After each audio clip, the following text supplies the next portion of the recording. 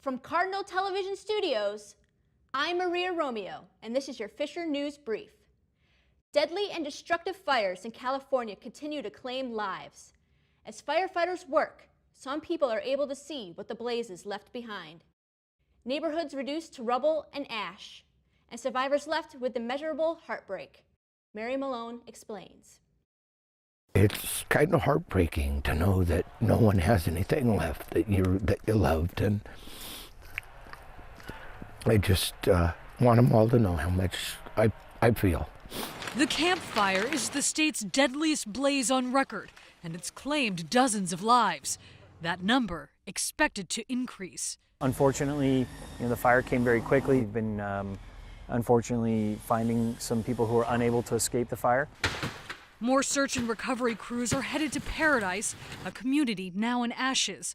Officials are asking loved ones to provide DNA samples as they work to identify victims.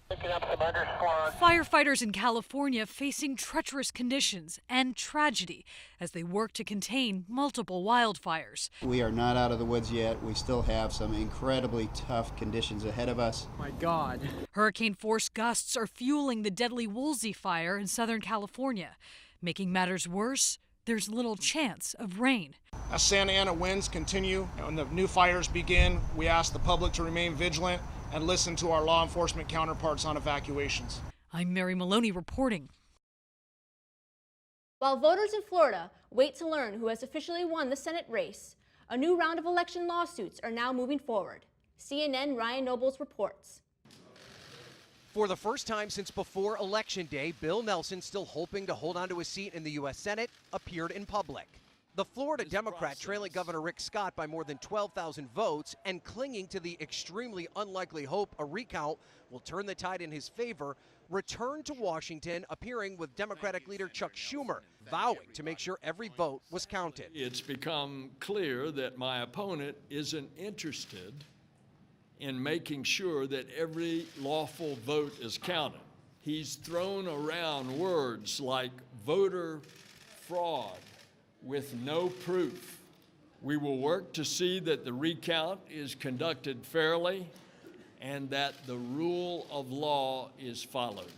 Nelson's legal team has filed a flurry of lawsuits designed to challenge existing Florida law and the way Florida law is implemented. 4 different suits will force a judge to rule on the state's signature match requirements, deadlines and postmarks for vote-by-mail ballots, intervening in a lawsuit to extend the recount time in Palm Beach County, and the validity of the rules regarding voter intent. There are constitutional issues that are raised by the standards, and they have every right to raise those issues in a court of law where a judge will decide.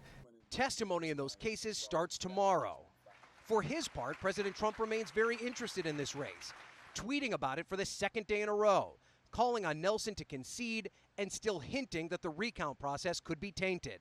To be clear, there's been no direct evidence of any attempt to purposely corrupt the counting process, but Republicans continue to hammer at the Nelson team's legal approach to the issue, calling it desperate and calling for Nelson to accept his loss gracefully. And he wants to shine a light on the non-compliance with Florida's anti-fraud laws.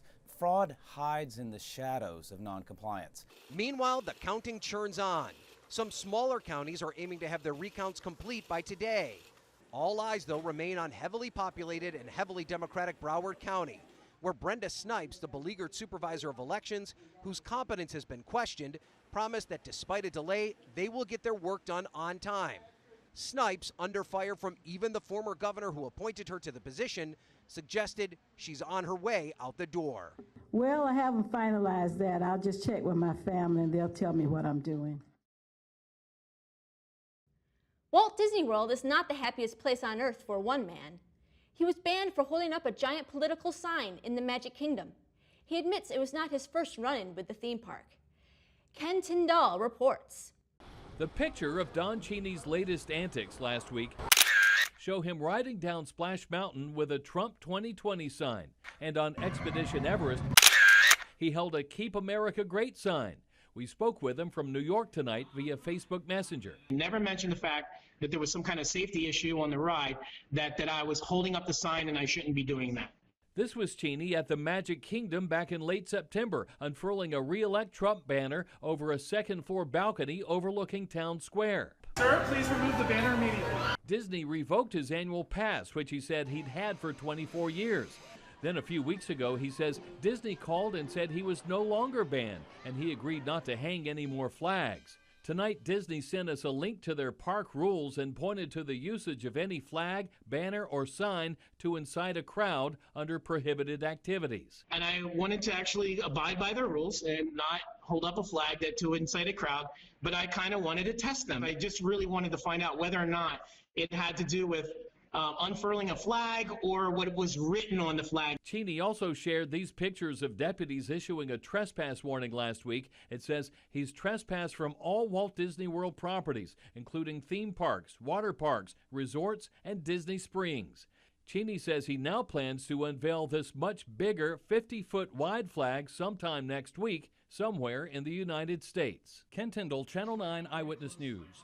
If you're thinking about getting pregnant again within a year of having a child, you may want to reconsider.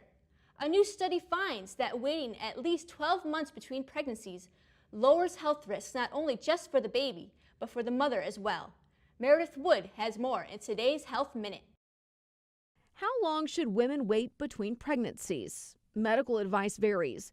The World Health Organization says 2 years. The American Gynecological Association says at least 6 months. But now researchers are saying 1 year is the prime time to wait between the birth of one child and the conception of another to prevent health complications for both mother and baby. The study published in the JAMA Internal Medicine Journal says the risk of death for women who get pregnant less than 12 months after delivery is higher in women over the age of 35. However, the risk of spontaneous preterm delivery and health risks for the baby, those are higher in younger mothers with shorter intervals between pregnancies. Now, this can help women who are planning their families know the risks, especially now that more women are choosing to delay motherhood due to careers. The conclusion suggests mothers, especially those over 35, add a little extra time between pregnancies to protect both mommy and baby.